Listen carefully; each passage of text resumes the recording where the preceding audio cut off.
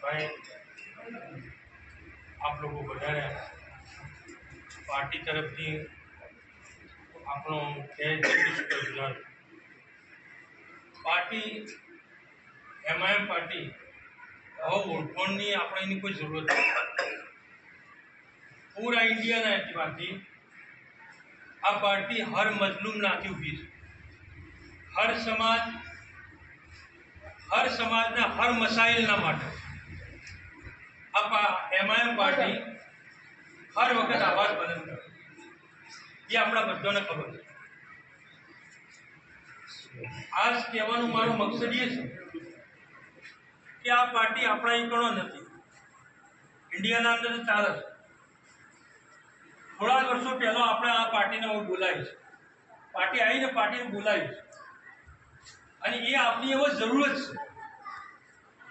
આજ સુધી આપણે પાર્ટીઓના પાછળ હેરતા રહ્યા, યોનો વોટ હાલતા રહ્યા, યોના પાછળ આપણી મહેનતો કરતા રહ્યા, એના બાવજૂદ આપણે તો જે હતા એટલે ઉભા છે।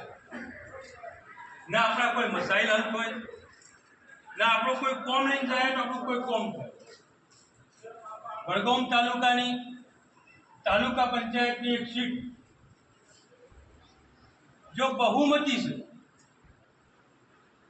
2800 વોટ, એક બાજુ 1100 વોટ, ખૂબ કગર્યાને કીધું કે કોંગ્રેસમાં ટિકિટ આપો, પણ કોંગ્રેસ વાળાએ શું જવાબ આપ્યો?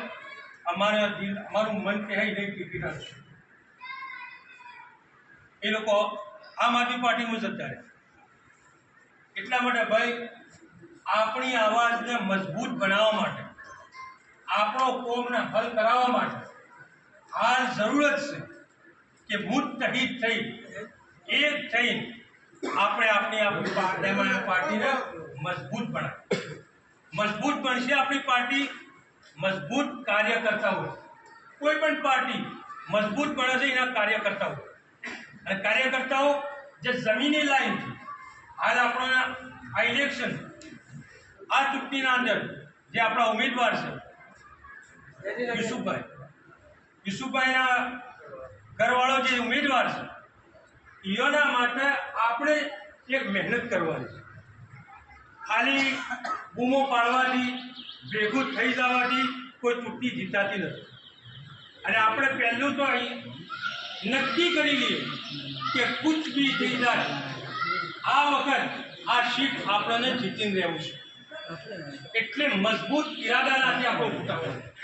અને એક આપણે કહેવતને આપણે વારંવાર કહીએ છીએ, સાંભળીએ છીએ કે કોશિશ કરવાવાળાની કરી હાર નથી।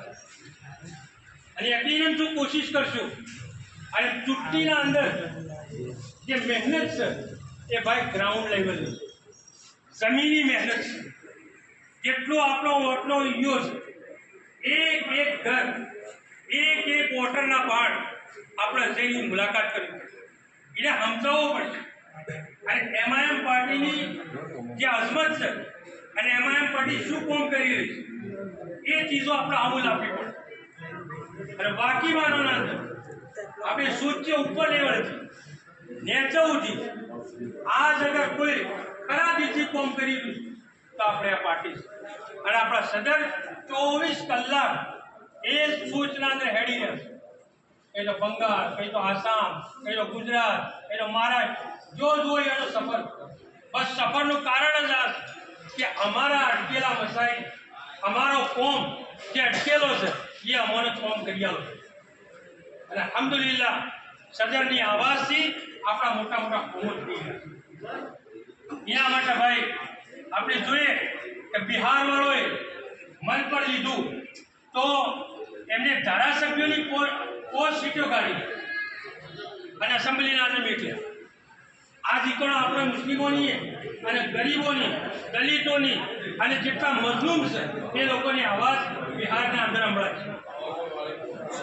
આ ચીજો આપણા અંદર આપણે લાવશું અને આપણા ઉમેદવાર જીતી તાલુકા પંચાયતમાં જાય અને આપણા ગામના જે મસાઇલ છે એના મોટા મસાઇલ ગામના જે છે એ તો તાલુકા પંચાયતથી હલ આપણું કોમ જે છે મિસાલી તौर પર કોઈ ગામના અંદર પાણી ના આવે તો પાણીનો ઉપર ને પાણીના મસાલા આપણે ઉપર નહીં જવું પડે, તાલુકા પંચાયત સુધી જવું પડે, પણ એ વાતને બરાબર મેકશે તો આપણો સભ્ય જ મેકી એના માટે આપણે મજબૂત બનાવવાના છે અને એક ઘેર જઈ અને આપણે મજૂરી કરવાની છે। જો આટલા લોકો આપણે અગર મહેનતના મજૂરી માટે ઊભા થઈ જાઓ તો અલ્લાહની સાચી ઉમ્મીદ છે કે ઇન્શાઅલ્લાહ સારા ઓટોથી આપણું એમઆઈએમ જીતી લાવે।